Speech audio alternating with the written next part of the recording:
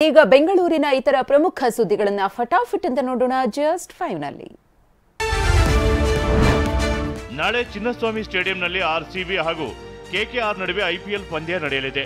ಪ್ರೇಕ್ಷಕರ ಅನುಕೂಲಕ್ಕಾಗಿ ಮೆಟ್ರೋ ಅವಧಿಯನ್ನು ರಾತ್ರಿ 11:30ರವರೆಗೆ ವಿಸ್ತರಿಸಲಾಗಿದೆ ಹಾಗೂ ಸುಗಮ ಸಂಚಾರಕ್ಕಾಗಿ ಕೆಲ ರಸ್ತೆಗಳಲ್ಲಿ ವಾಹನ ನಿಲುಗಡೆ ನಿಷೇಧಿಸಲಾಗಿದೆ.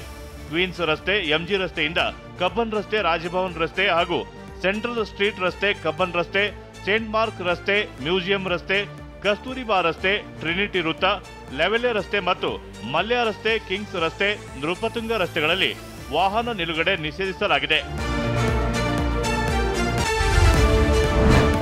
ನೆಲಮಂಗಲ ತಾಲೂಕಿನ ತೋಣಚಿನಕುಪ್ಪೆ ಗ್ರಾಮದ ಬಳಿ ರಾಷ್ಟ್ರೀಯ ಹೆದ್ದಾರಿ 4ರಲ್ಲಿ ಕಂಟೈನರ್ ಮತ್ತು ಈರುಳ್ಳಿ ತುಂಬಿದ ಕ್ಯಾಂಟರ್ ನಡುವೆ ಡಿಕ್ಕಿ ಸಂಭವಿಸಿದೆ. ಅಪಘಾತದಿಂದಾಗಿ ರಾಷ್ಟ್ರೀಯ ಹೆದ್ದಾರಿಯಲ್ಲಿ ಕೆಲಕಾಲ ಟ್ರಾಫಿಕ್ ಜಾಮ್ ಉಂಟಾಗಿ ಸವಾರರು ಹೈರಾಣಾಗಿ ಹೋದರು.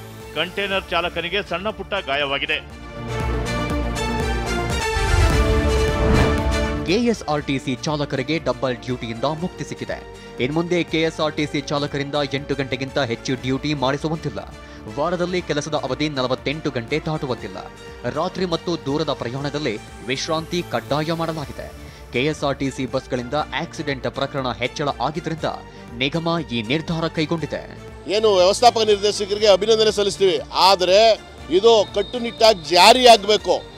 ಬರೀ ಬುಕ್ನಲ್ಲಿ ಇರಬಾರ್ದು, ಕಟ್ಟುನಿಟ್ಟಾಗಿ ಜಾರಿಯಾಗಬೇಕು ಅಂತೇಳಿ ನಾವು ಒತ್ತಾಯ ಮಾಡ್ತೇವೆ. ಯಾಕೆ ಅಂತಂದರೆ ಹಿಂದೆ ಎಲ್ಲ ಆದೇಶ ಮಾಡಿದವು ಪಾಲನೆ ಆಗ್ತಾ ಇಲ್ಲ. ಕಳೆದ 6 ವರ್ಷದಿಂದ ಸರ್ಕಾರಿ ಡಯಾಲಿಸಿಸ್ ಘಟಕಗಳಲ್ಲಿ ಕೆಲಸ ನಿರ್ವಹಿಸುತ್ತಿದ್ದ ನೌಕರರು ಈಗ ಕೆಲಸವಿಲ್ಲದೆ ಬೀದಿಗೆ ಬಿದ್ದಿದ್ದಾರೆ.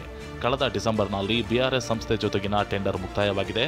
ಬಳಿಕ ಹೈದರಾಬಾದ್ ಮೂಲದ ನೆಪ್ರೋ ಪ್ಲಸ್ ಕಂಪನಿಯೊಂದಿಗೆ ಒಪ್ಪಂದ ಆಗಿದೆ. ಆದ್ರೀಗ ಕಳೆದ 3 ತಿಂಗಳಿನಿಂದ ಕಾರ್ಯನಿರ್ವಹಿಸುತ್ತಿರುವ ಸಿಬ್ಬಂದಿಗಳನ್ನ ಕೆಲಸದಿಂದ ಏಕಾಏಕಿ ವಜಾ ಮಾಡಲಾಗಿದೆಯಂತೆ. 800ಕ್ಕೂ ಅಧಿಕ ಮಂದಿ ಆತಂಕದಲ್ಲಿದ್ದಾರೆ.